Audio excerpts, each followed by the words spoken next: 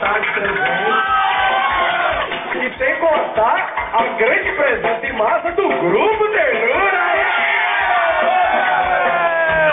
A primeira coisa que eu gostaria de perguntar para todo mundo, que time que tá ganhando não se mexe.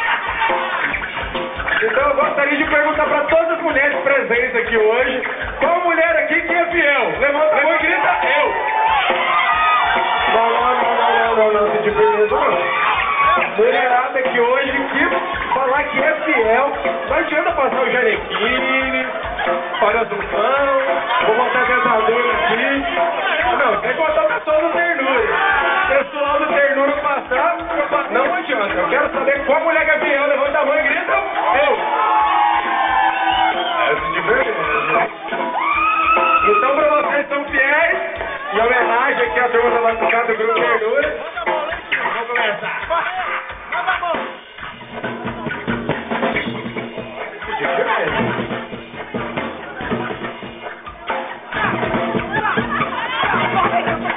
Se tua menina é fiel, valeu, mano.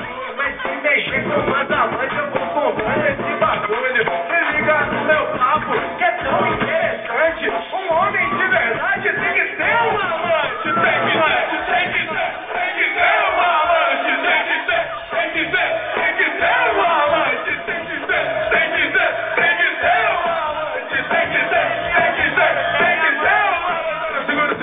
Segura devagar. Pera aí, segura. Que absurdo. Tudo machismo. Por que um homem, só o homem, tem que ter uma amante? A mulherada é verdade.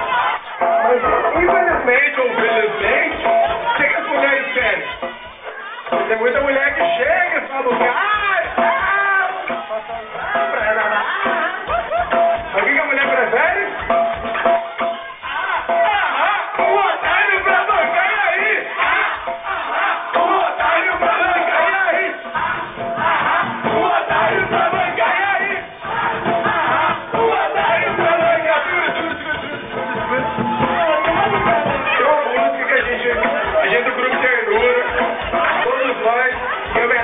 A toda mulherada de Goiânia, que ultimamente tem ficado muito louca, graças a Deus, amém.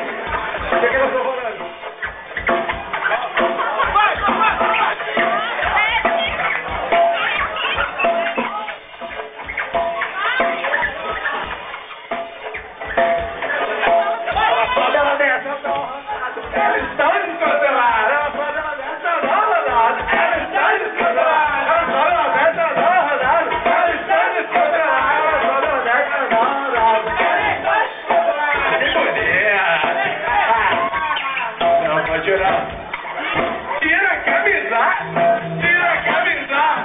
Tira a camisa, levanta pro outro, começa a rodar aí então. Tira a camisa,